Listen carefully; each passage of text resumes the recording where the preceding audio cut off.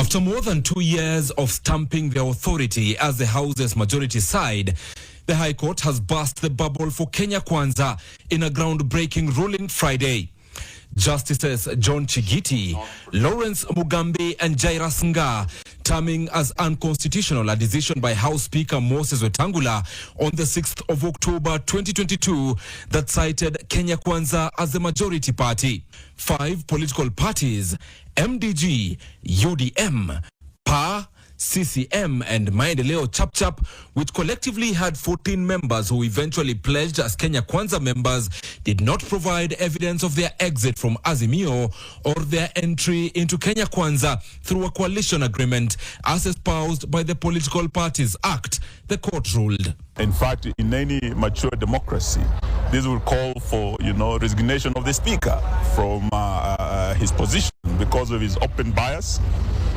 And it also shows that in his overzealousness in pleasing the executive, in pleasing the president, he has actually exposed himself. Court order. All right, we are now in broad-based administration. Those are stories that are overtaken by events.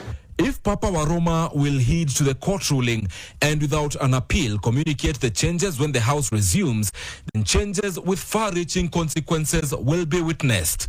House Majority Leader Kimani Ichung'wah will be forced to cede his position to his minority counterpart Junet Mohammed, who will sit at the seat of power.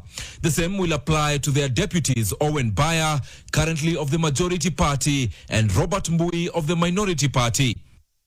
Silvanus Osoro's trip back to Nairobi from his long recess in South Mugirango will land him into the minority whip's office as Millie Odhiambo flies from Suba to Osoro's office, the majority whip. Naomi Wako and Mark Mwenje, the deputy majority and deputy minority whips respectively, will also switch places. In fact, I would advise Kenya Kwanza not even to waste time going to stop or make appeal. This is by a three-judge bench. Even if the matter ends up in the Supreme Court, it will be the same.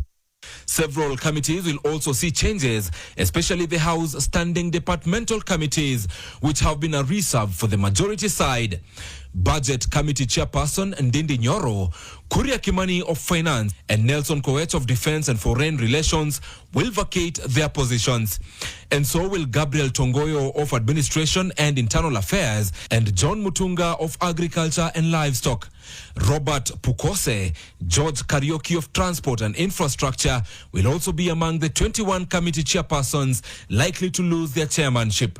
On its part, Kenya Kwanza may take up watch committees, the Public Accounts Committee and some of the Public Investments Committees. And by the way, which Kenya Kwanza are you referring to now? Which Kenya? because it is what we had a deputy president who was. Now we have a new one.